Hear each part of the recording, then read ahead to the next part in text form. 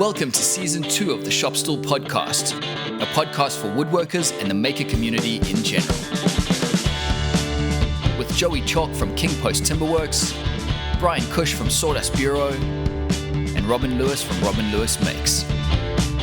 Hi everyone, I hope you're all very well. This is episode 13, Season 2 of the Shop Stool Podcast. As always, I'm going to start by introducing my two co-hosts. Joey, how are you today? Yeah, very good. How are you, Robin? Yeah, I'm not too bad, thanks. And Bryan, how are you doing? I'm doing great, Robin. Thanks. That's good. And my name is Robin Lewis. Welcome to the show, everyone. This is going to be our last show for 2019.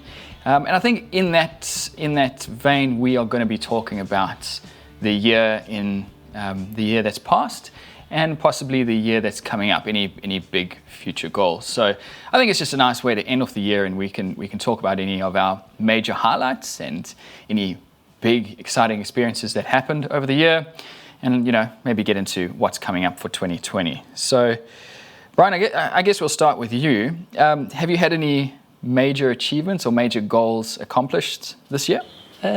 Goals accomplished.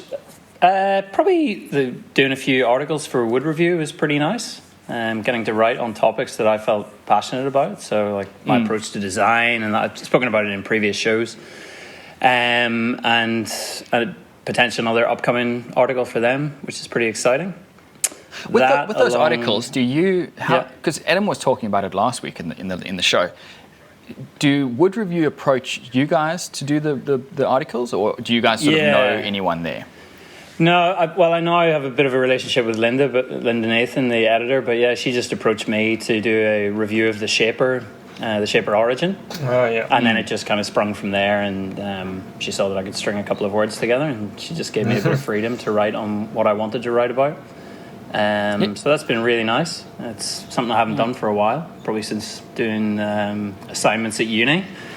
But that's been really nice, really challenging. Nice way to spend my evenings. And in terms of professional development, probably doing a installation piece with John Wardle Architects in Heidi Gallery, which was, if you scroll back on my Instagram feed, it was to display a ceramics exhibition, a traveling ceramics exhibition, and they needed a 19-meter long table, but it had to be modular, and we worked with the architects on trying to come up with this concept of something that was reusable afterwards, but it wasn't going to cost the earth, and it was still movable and easy to install. Well, relatively easy to install.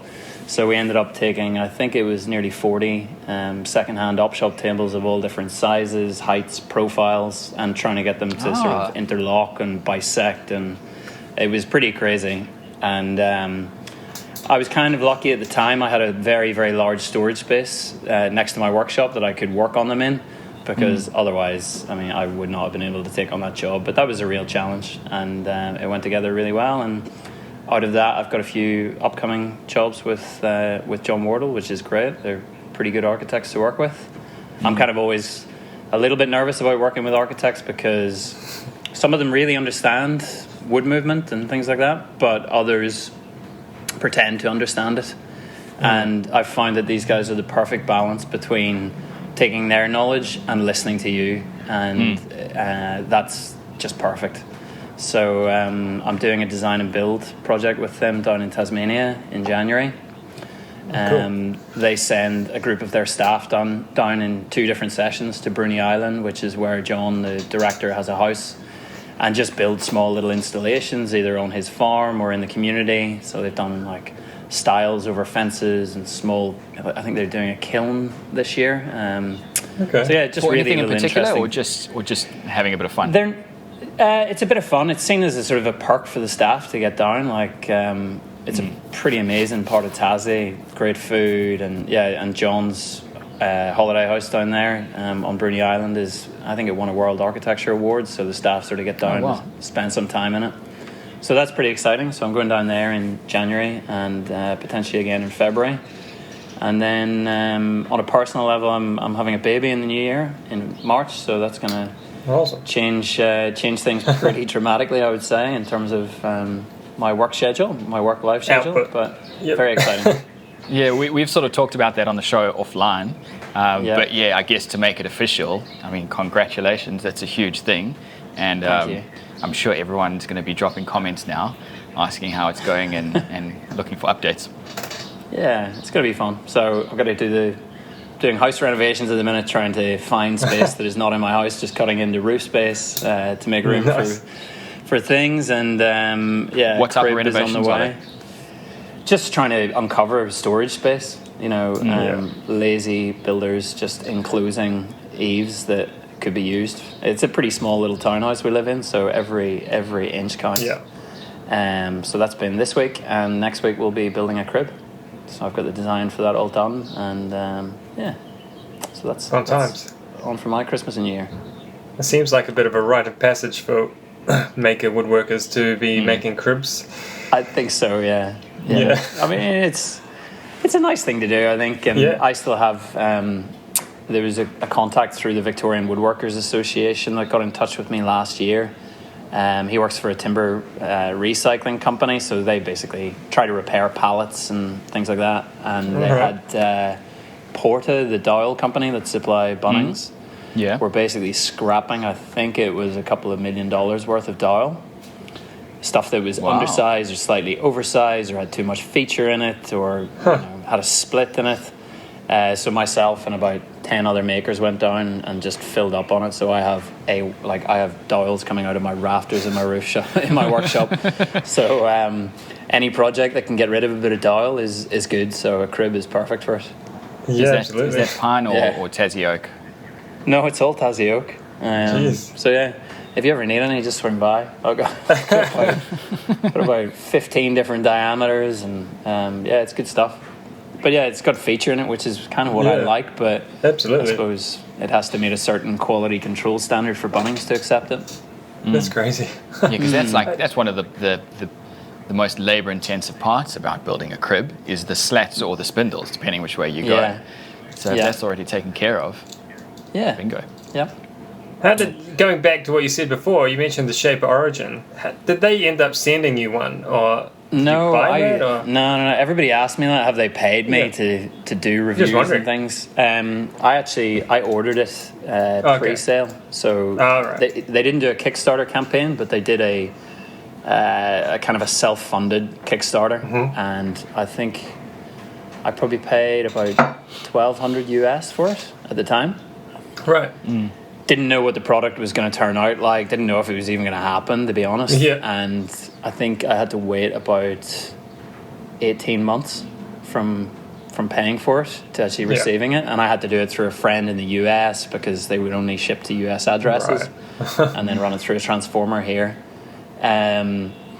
It's been pretty cool, and I know they're launching in Europe, or they've maybe even launched in Europe now, and Canada. They should be coming Australia Pacific, I would think, by the end of the year, maybe. But we're obviously a pretty small market for them compared to Europe. Do you know if the retail's changed at all since what you paid?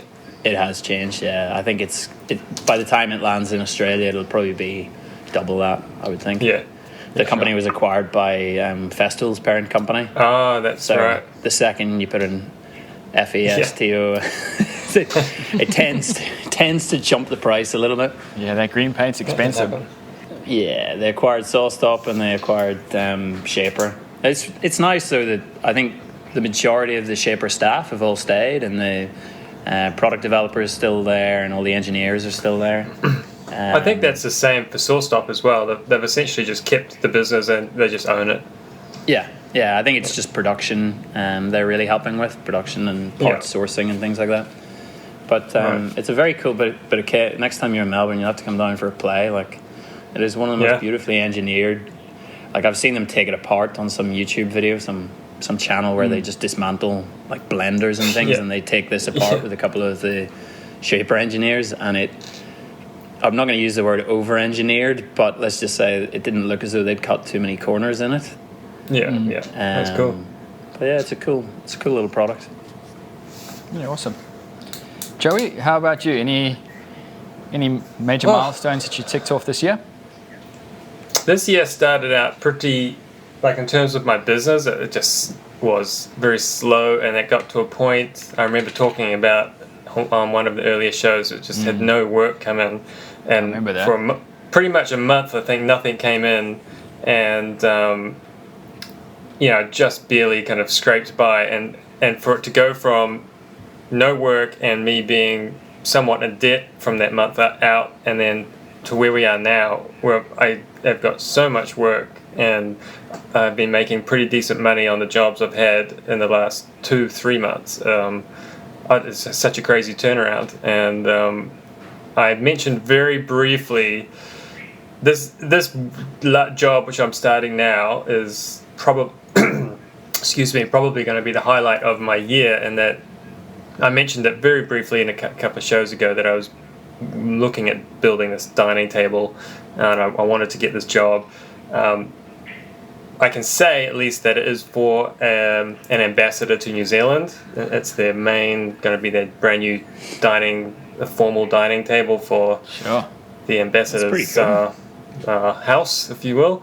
And it is a crazy thing. I just posted a couple of pictures on Instagram of me trying to get the base of it together, and it's an oval extension table, kind of in its short form. It's going to be 2.2 meters and then extend to 3.6, so it's almost going to double its length when it's fully extended, and it's a trick. So I'm really just kind of focused on that while trying to get other work happening in the background, and I'm trying to avoid touching anything else at the moment, just trying to head down. And there's a lot of complex things that need to happen to make this job be pulled off. I've got till about the second week of February to finish it. So is that the diagonal cabriolet legs that you were talking about? Right. Yeah. You got to be pretty happy with those legs. They turned out fantastic. They look awesome, and this, because I'm touching them all day long, and I'm seeing little minor things here and there, and there's still lots of work to happen on it. So I think we'll dial them in even better. What I'm finding now is that I'm having to handle the legs so much that now I'm starting to get dings and little dents, and chips are coming off the corners, and so now I'm just in a mad rush to get the thing glued up, and so I don't have to keep touching all the pieces and knocking them into each other, and that's really becoming a problem because of the amount of hand work involved in each one. It's quite difficult. So is that the finished profile of the legs now? Are the edges going to stay sharp? I think so. I'm just going to just take the sharpness off, but I'm not going to start rasping them or rounding them over in the traditional style. I think it's just a bit more of a modern take on the style.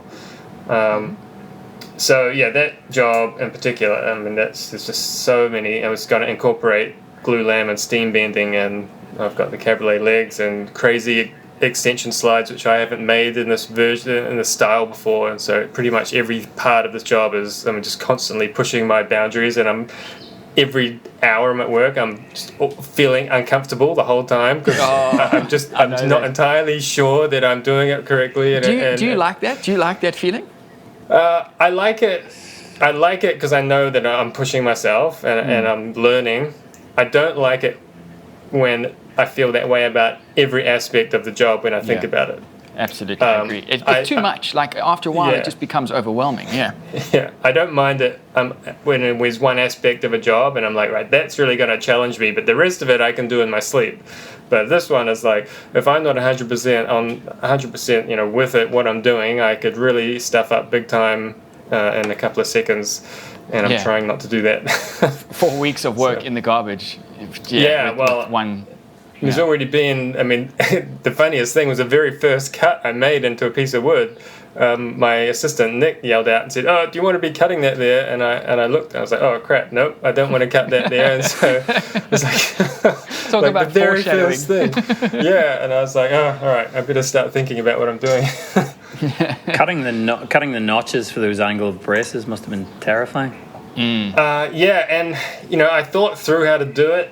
And they're out by about half a degree or a degree maybe. They're out of parallel, and so I'm just having to fine tune them by hand with the chisel to get them right. And that's what's taking. I've fitted 2 of them up. It's taking me about 4 hours so far. So yeah, sure. And you're going to be filming this one, right? This is going on YouTube. I'm filming it, and I want to bring it out in parts, and then I'll probably do like a wrap-up vid, which is shorter. The reason I ask is that leg, I still don't get it. I still can't understand what you're saying about it. It'd be amazing if you went into more detail on that in the video.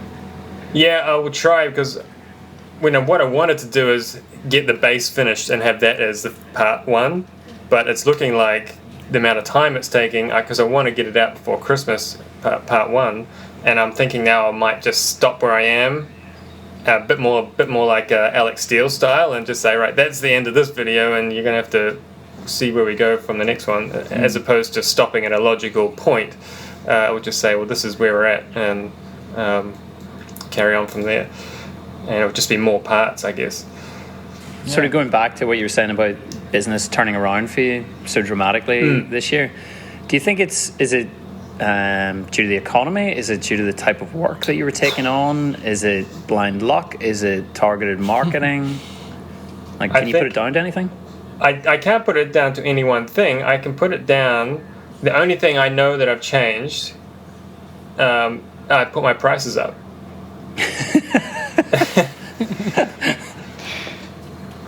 and I just started. The room goes quiet because everyone's trying to work out how to make sense of that, but it just doesn't. I started charging more money, and I got more jobs, and each one of those jobs paid me better. So I think what it could boil down to is that it allowed me time to relax a bit more, because I knew there was money coming in, and I knew I had some time up my sleeve because the budget was there. And I feel like when you're not under pressure to get something out the door, the work I produce at least seems to be of a better quality. Yeah. Even if I think I'm doing the work an unusual standard, I feel like there must be a correlation between just knowing that there's money in the bank and it's going to be okay. If I can make a mistake here and spend an extra couple of days on this point and I'll still be okay. Whereas if you're really tight on that budget and you don't allow enough, that's when you can't afford one mistake and you're just a bit, I feel like I say in that same conversation, I put my prices up and more people seem to be willing to spend that higher level of money with some of the jobs I'm quoting at the moment, which surprises me, and I don't know why that is. And it seems like the type of customer who's started coming to me lately is a step up from what I had been doing in the past. So I'm not sure how that's come about, but pretty awesome. Don't argue with that. I'll say yes at the moment. Yeah. I suppose it is pretty, like when you're saying about the headspace and your work being better, it probably allows you to focus more on the next job as well. So when you're getting inquiries and you're working on jobs, but you're feeling relaxed working on those jobs, you're going to respond to the inquiries better. And I agree. Just I think leads one into the other. Yeah. But it is, again, it is a busy time generally now, but I'm finding right now that it's getting to the point where I'm struggling to kind of get back to everyone that I need to in a timely manner, but I'm doing what I can. Cool. Yeah, so Robin, it looks like from Instagram that you've been smashing your house to bits. Yeah, who saw the post this morning with all the concrete on the floor? I didn't see that one. So you guys, obviously everyone listening, you won't be able to appreciate this, but you guys might notice that there used to be a gigantic post sort of there just behind me, which is now gone. Yeah. So and there's a very small galv post just over my right shoulder. So this morning the builders were here and they've taken out the two. It's probably about a 9-meter span, and it was cut up into thirds, and there were probably about 250 square concrete posts original to the house that were holding up the bearer. Last week we did all of the structural work upstairs with opening up the house, and part of that was putting a new footing down here, just a single 75mm steel galv footing, and then getting rid of the concrete posts. So this morning they came around, knocked those out, and it's amazing. Like my workshop has got so much more space. It's incredible. That's cool, Yeah, so they basically just knocked the post down. So I need to clean it, break it up and get rid of it. But yeah, Right. just in general, this last week has just been, I took last week off from my day job just so that I could help with the process of pulling out the wall, putting up these gigantic LVLs. Huge. I didn't the builders kept saying that this has been so over-engineered. It's ridiculous. The LVL is 360 mil deep, Jesus. 60 mil wide, for a span of about 4.5 meters, What? which is obviously the spec. I would assume. Maybe That's smaller than a garage door, and a garage door you can get away with smaller. And on top of that, every time the builders went up there, they were like, we don't even know if this wall is necessarily load bearing. Like it might be. So basically, it's been done as good as it can. And Right. as the engineer said to me, and I think this is pretty true, the original Queenslanders were never built with open plan in mind. Right. So he basically said if you were to take any shortcuts here, bear in mind that anyone who comes to view this house, to buy this house one day, the first thing they're going to say is, this is open plan. There must have been some engineering Right. must have happened here to make this okay. So, it's worth going for the bigger size up. But yeah, so the renovation was obviously, that's been a big highlight of the year, even though it's just come to sort of the end of the year. But I think in terms of the woodworking, the shop side of thing, it's just, I had a small moment in the year where I was a woodworker like you guys. I had quotes, jobs coming in, I was quoting people. That's right. And I was doing work, and it was such a cool thing. It stopped since then, and I haven't had any new work for 6 months, which, it is what it is. But just for that brief period of time, it was amazing. That's cool. So I'm kind of hoping that next year I'll be able to get back onto that. But, and this is why it's really helpful that we always talk about business stuff. I don't really know what the next step is for me to improve that flow, or do you just sit back and you've just got to let it happen? I was just going to say exactly what Brian asked me. Why do you have any idea why you had a flurry of jobs and then nothing? Or do you know how you got those jobs? Is there can you link back to people who knew people? Is that why you got those ones and other ones haven't come through? So a couple of them were friends of friends, so obviously that's the connection. And the other group were all new mums. So I put out a video on YouTube about that trike that I made for my daughter. And then I made, what was the other one? The rocking horse. So I think that's where the sort of the interest was generated, was around those types of projects. And it's faded off since then, but that's definitely a market I could aim for. My wife is heavily involved with all of her mums groups, so that's who I could be going after. Yeah, well, that's absolutely a new parents will spend money on furniture, Brian? Yeah, I'm just going to make it myself. Yeah, well, I haven't got the money to spend money on furniture. no, fair enough. It's funny, I was actually watching a program on Netflix this week about, it was all about the consumable nature of furniture and how fast fashion is sort of causing companies like IKEA to grow and you throw away your stuff. But the safety implications of buying cheap chipboard furniture and the number of tip-overs of dressers caused by toddlers is astronomical. Right. Yeah. It was like a kid in America is injured every 30 minutes or something by a falling dresser.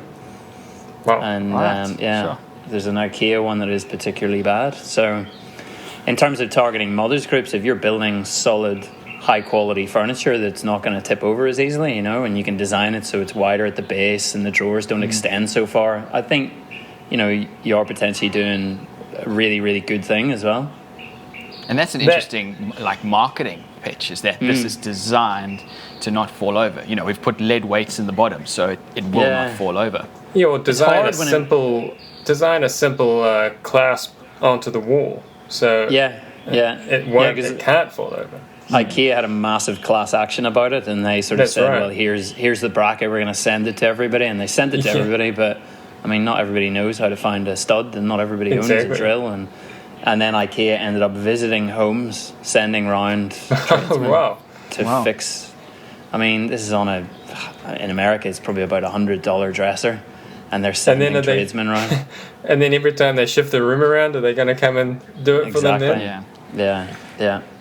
And I think as well, it's you as a father of a now 18-month-old, we looked at the TV on our sort of TV cabinet, and my wife said, right, we've got to go get those straps that hold the TV down. We've never put them on because we've never had the issue because we're always in the room with Bub, and that's why I think those sort of accidents are that it's easy for them to happen because we don't, as new parents, you don't instantly baby-proof every aspect of your house.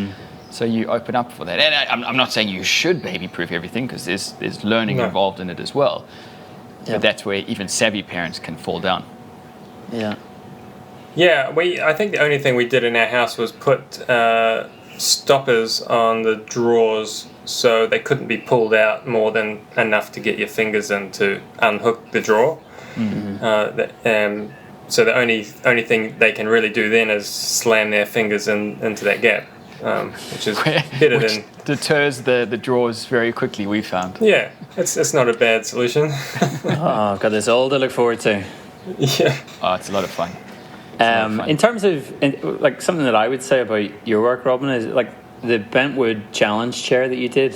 I think there's definitely something in that. Like it's a pretty unique looking piece. Like I haven't seen anything like it. And in terms of building a range around that, there's a company in Melbourne that used to be in a workshop next door to me called Heimur. I'm not entirely sure on the pronunciation. Heimur, Heimur.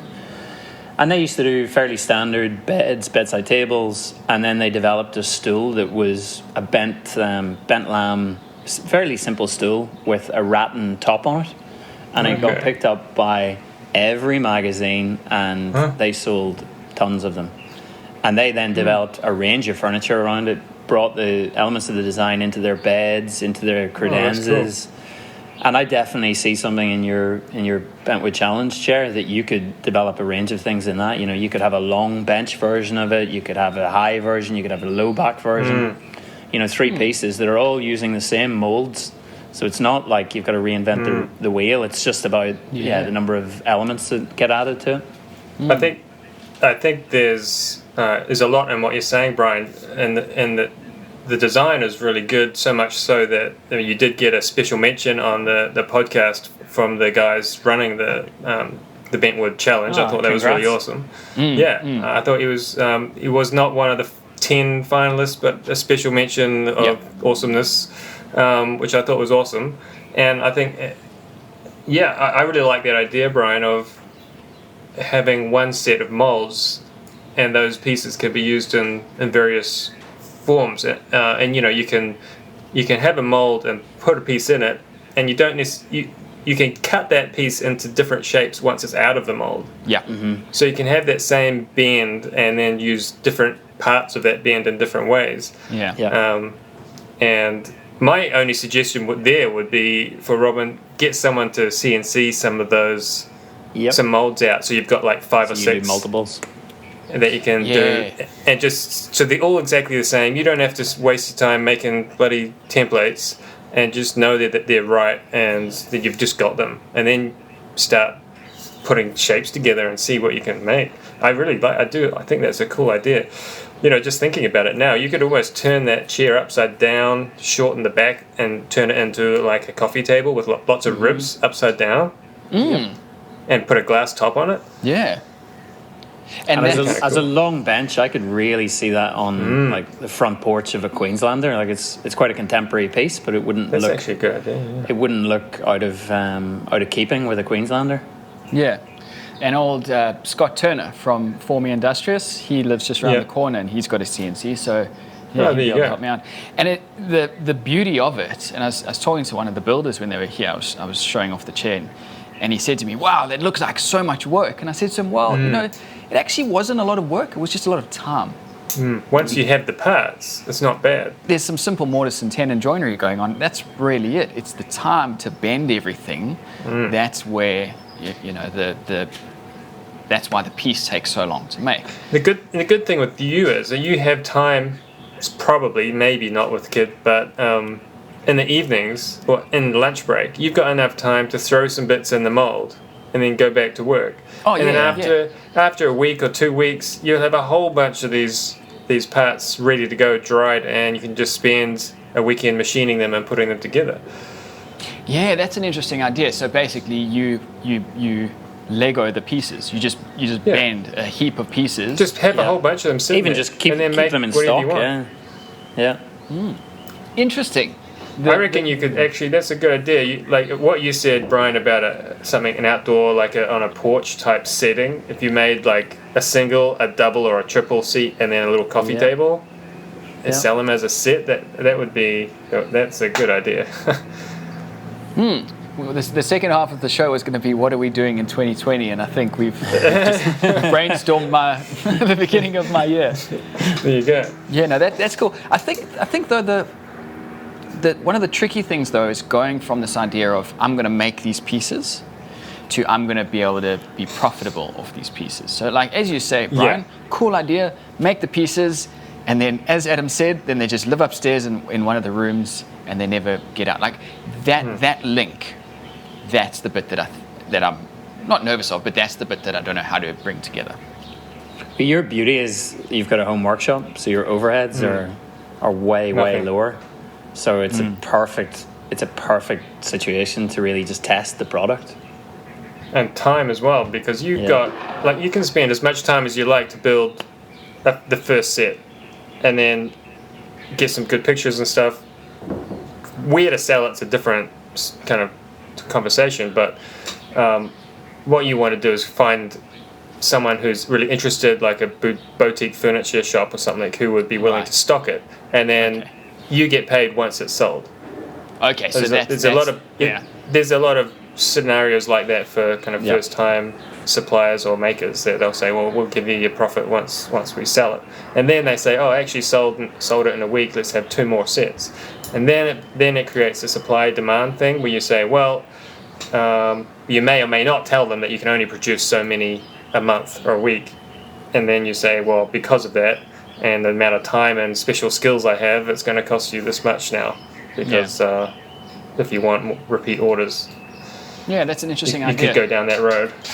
My neighbor, actually, he's making coffee tables at the moment that he's selling on Facebook. He said he sold one. And straight away he had 2 people contact him for, another 2 coffee tables, and it sort of just rolled like that. What he's making is a bit, it's a bit cheaper, so it's more your, I don't know what the trend would be, but it's they're like modern rustic. It's made out of sleepers, so it's real rustic. But so it's definitely a different market. But that's how it worked for him. He put it on Facebook and it's rolled since, in that way. So I guess it's similar to what you're talking about, the boutiques. Yeah, those smaller kind of mum-dad furniture shops are the ones that are really interested in that, and because they're trying to find a product that is going to kind of make a break as well, and something that they could associate with them as like we're the stockists of this cool new thing. Yeah. So Joey, you've obviously got this desk of yours coming up end of February. So that's the delivery. When anything else lined up after that? Do you have other jobs in the queue? Yeah, I'm booked up. I mean, it looks like I've got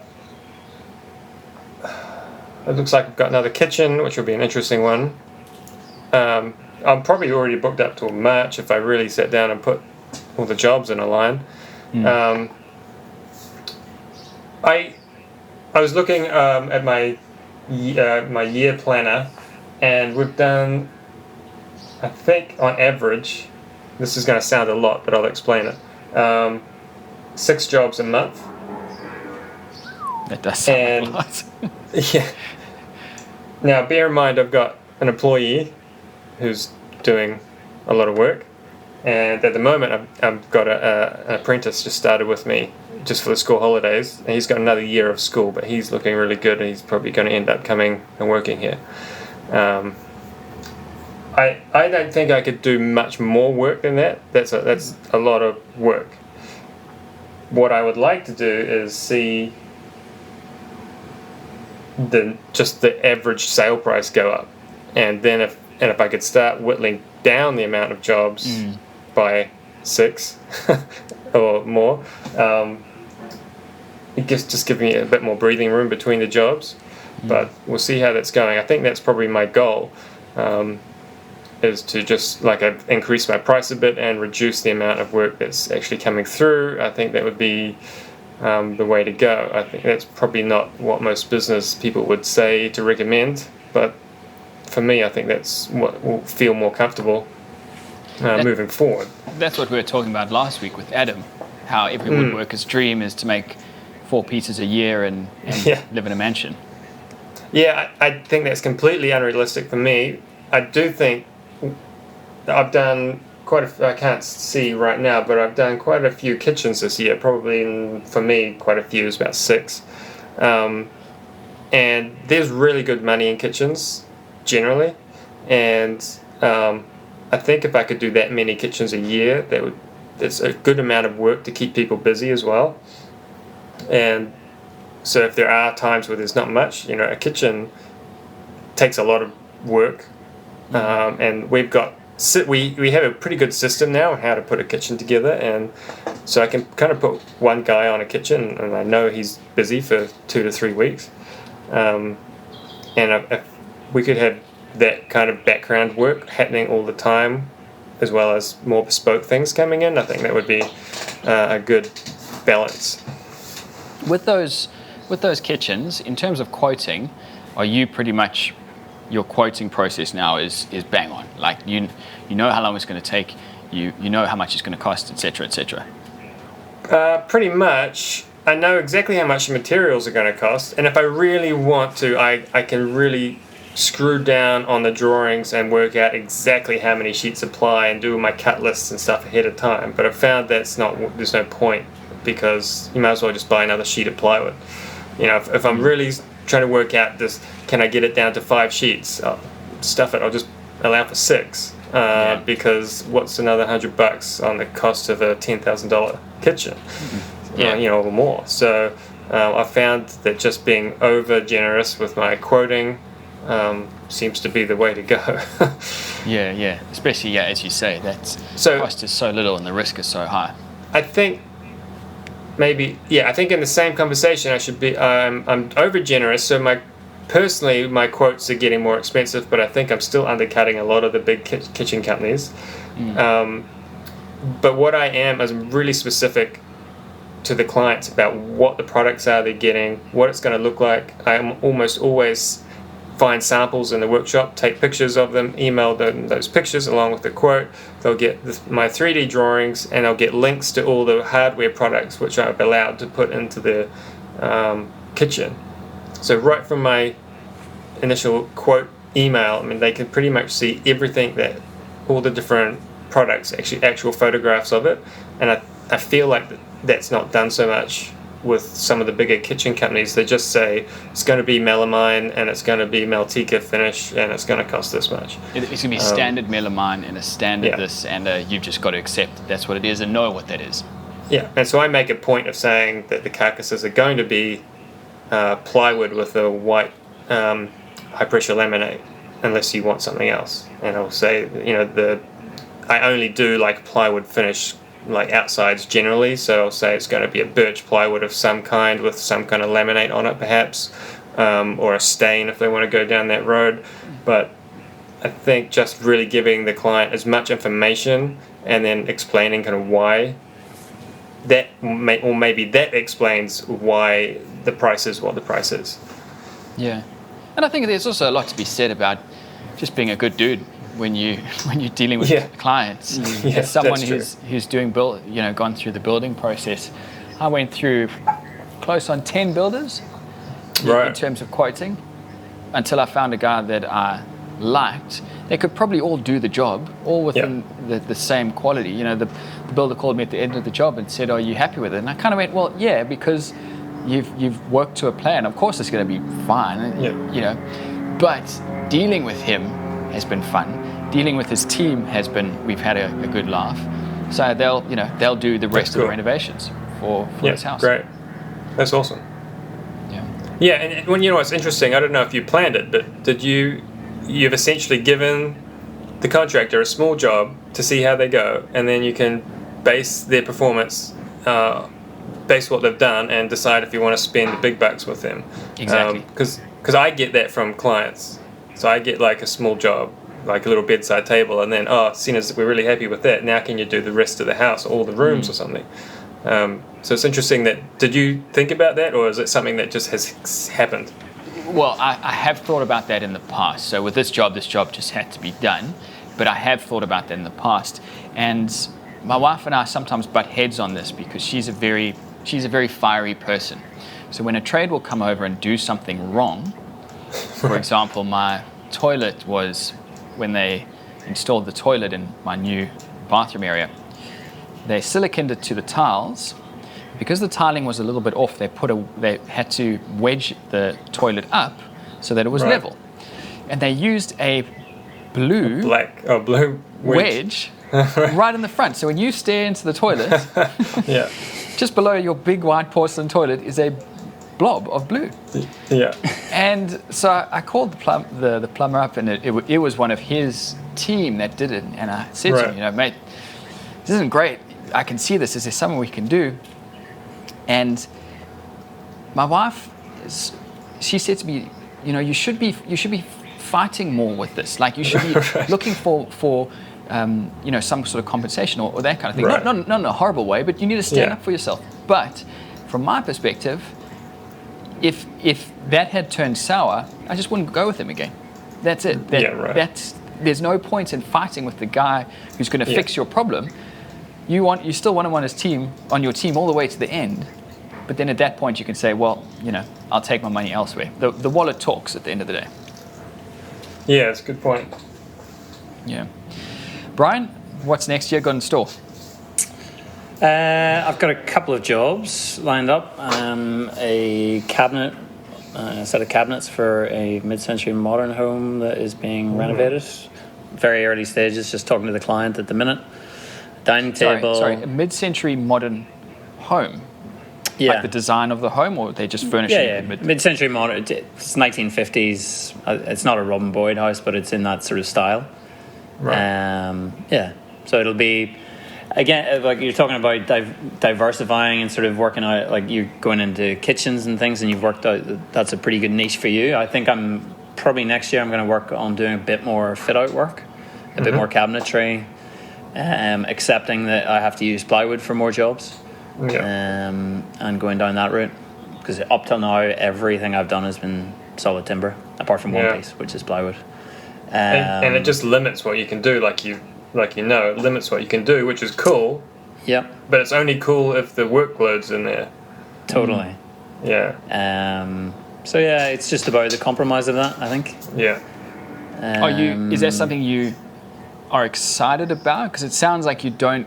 Are you being forced into making this choice? I think it's definitely being driven upon me more than anything. Like financially, it would make more sense to have bigger jobs like that on. Rather than working on $2,000 to $3,000, $4,000 to $5,000 jobs. If you get one $25,000 job, it takes a lot of pressure off in terms of your financial planning. But I've also got a dining table on, a coffee table for a repeat client that I just delivered. I think the third piece I've done for them, so there's going to be another piece for them. That's cool. Doing a memories box for a client, which is going to be pretty nice, with like a star map inlay on the top of 2 sets of boxes. Like a jewelry box type thing. Yeah, like a big. It's a very sad story actually, but somebody's partner passed away, and they want a memories box to put their things in, and they want the star map to be the birthday of their partner. So that's pretty heavy stuff, but again, like I find you get really connected to working on pieces like that.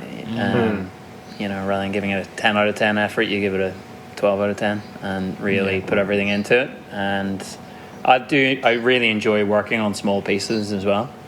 So that's coming up. Also hope to keep growing the Tree Maker initiative, which it's been awesome to get you guys involved, and I think we're now up to about 25 people signed up for it, so donating 1% of the income into their maker business to reforestation or tree protection. And one very generous maker in Melbourne, so we've been running it since about September. If you go to my website, it's sawdustbureau.com/treemaker, you get all the details there, but it's been running since about September, October, I think. And one very, very generous maker in Melbourne backdated his entire year's worth of earnings and donated.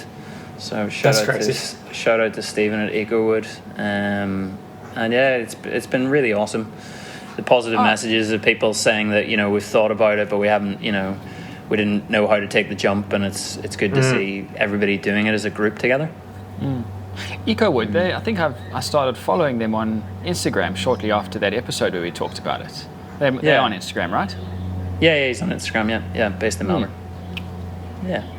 Would it be possible to get like an estimate of the, if this is not what you want it to be about, that's fine as well. But it would be really nice to see how much money is going into this, or how many trees.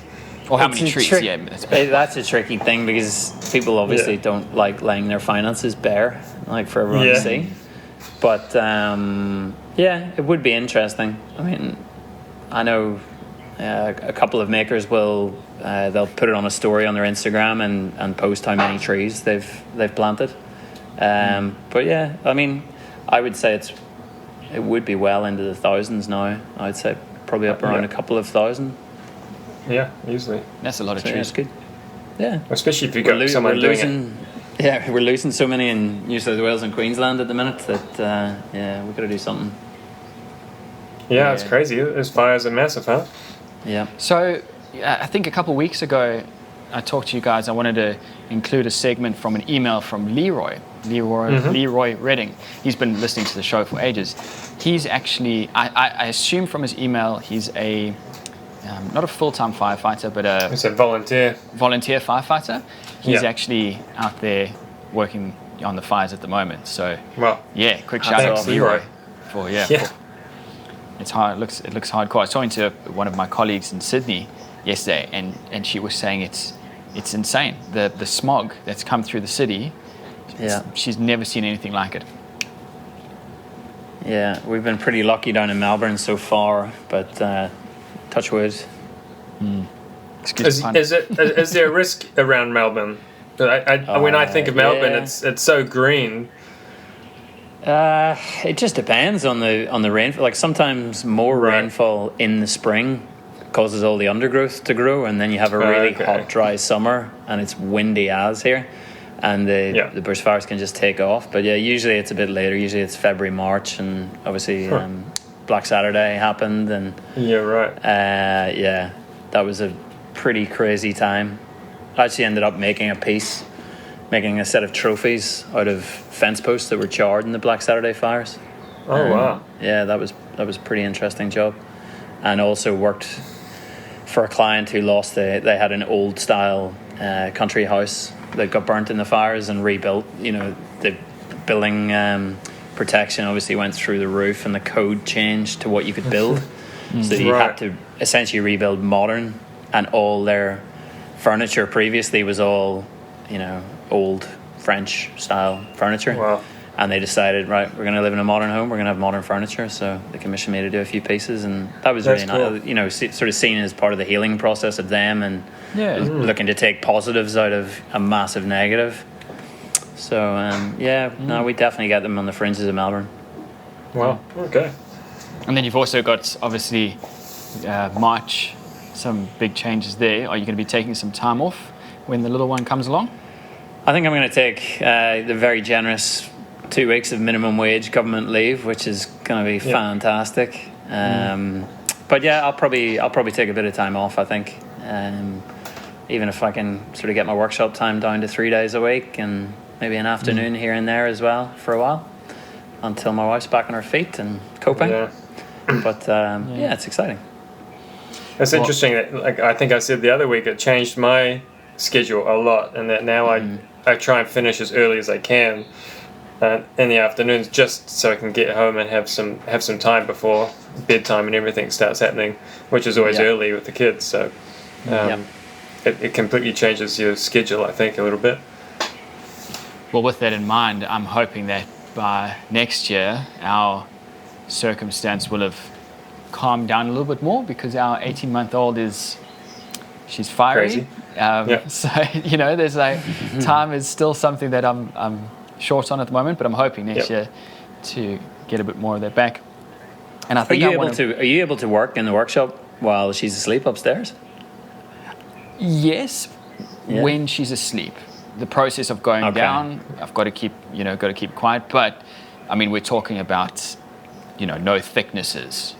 So that kind of volume, sanding, drilling, that type of thing. That she's grown up in a house where next to it, a house was built just after she was born. Shortly after that, behind, another house was built. Just across the way, another house. She has just grown up with the sound of carpenters around her 24/7. Yeah. That's what you want. It's good. That's exactly what's happening next door to me at the minute as well. They're literally just pouring the slab for 2 townhouses. So, That's good. You don't want the kid to grow up in a dead silent house and then they'll never be able to sleep anywhere. Yeah. But I'm really hoping to get some more time next year for making videos. I feel like in the last 6 months, my content output has just dropped. Because it's been tough with having a kid, but also because the content that I've been putting out, I've been trying to up it a little bit, make it a bit more impressive, which is good. But I feel like I've gone to the other end of the extreme where, like nothing's coming. I put out a video yesterday for the Renault, but before that it was like 2 months or something, or a month. Or it's just when I first started doing YouTube, it was once a week. It was once a week for like a year. So that's one of my goals next year, is to try and get, even if it's doing small projects that I can work on in the evening, or something, the smaller projects that are still interesting, just to try and increase that. And then obviously the first half of the year is going to be working on this renovation, because the builders have come in, they've pulled out the walls, they've put up the structural beams, and said, all right, off you go. Go for it. So I've still got I've got to build the bench top. The kitchen is going to be partially redone, with the intent of stripping it out, years down the line. So it's going to be a bit of a sort of 50-50 update. The flooring needs to be redone.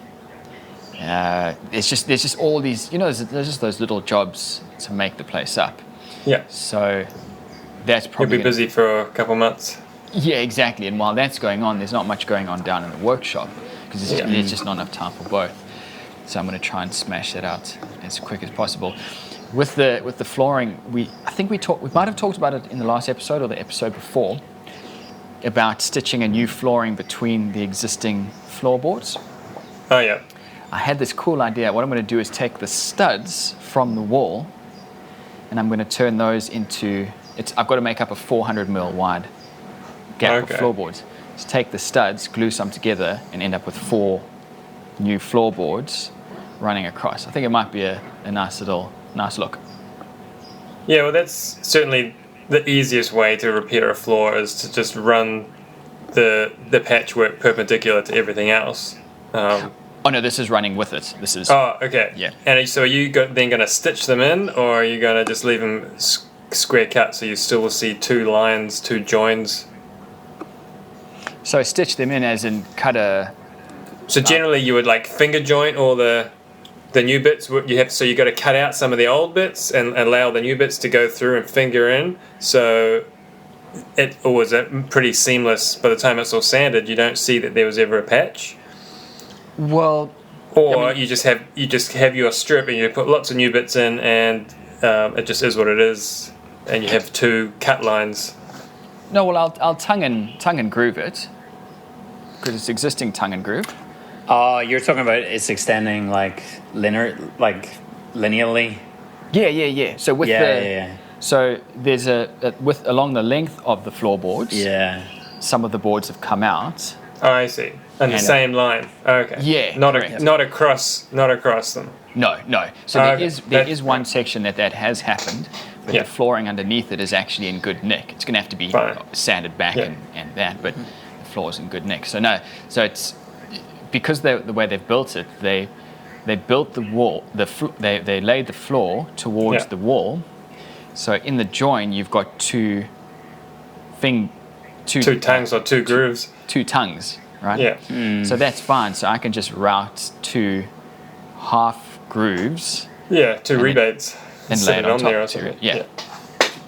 So I think that'll be an interesting project. And yeah, because all the studs are either it's some kind of oak or it's a real deep red eucalypt. Just what I had in my mind was that piece that you did, Brian, the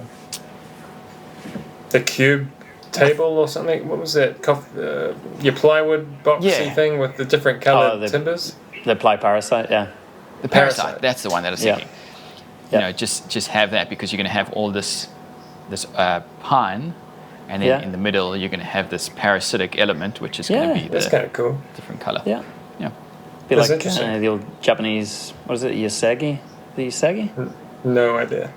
I know what you're talking about. When- Don't know how it's pronounced. When there's cracks and they fill them with gold instead of filling them with, resin to hide them, you're actually highlighting the cracks. You know, in that case, Robin, you could just about cut some of the nice bits out, and just to make the pattern a bit more uniform through the area, you could replace some bits that don't need replacing, just to have the color appear in more places. Yeah. That's not a bad That'd be idea. interesting. But we're we've talking still gotta about your lift YouTube videos. I'm going to make a pledge to try to do a YouTube video next year. Bam! do it. Add to my list of 2 YouTube videos, and I'm going to try to get more than, I think, 30 subscribers. Okay, let's do it. Well, do you know anyone who can do? I'm assuming you might because of the circles you roll in. Anyone who'd be interested in doing the filming?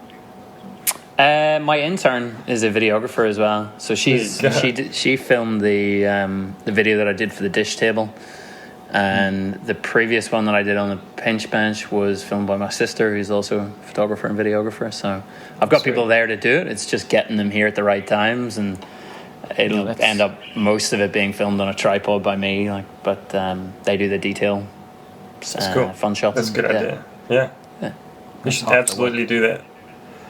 Yeah. Cool. Get that done before baby comes. Maybe I'll do it on the crib. Oh yeah, because otherwise it won't happen until this time next year. All right. You heard it here first, people. Brian's putting out a video next year, and we're going to hammer him until he does it. Okay, awesome. All right, everyone. Well, I reckon we'll leave it there. I hope everyone's enjoyed the show. A bit of a roundup for the year. We will be back next year. We don't have a particular date yet, but it will most likely be sometime in January. We'll get back to recording and get the shows going on. So, I hope everyone has a very good Christmas. I hope it's a fantastic Christmas spent with family and friends, depending how you want to celebrate. And, we'll be back in 2020. Crazy. So to everyone listening, if you did enjoy the show, please go ahead and give it a rating on iTunes. That really does help us out. Shop Stool Podcast is available on iTunes and most other podcast apps, as well as YouTube. My name is Robin Lewis. Joey and Brian, thanks for hanging out for the last time in 2019. Absolutely. Take care, everyone, and we'll see you next year. See ya. Happy Christmas, guys. Bye.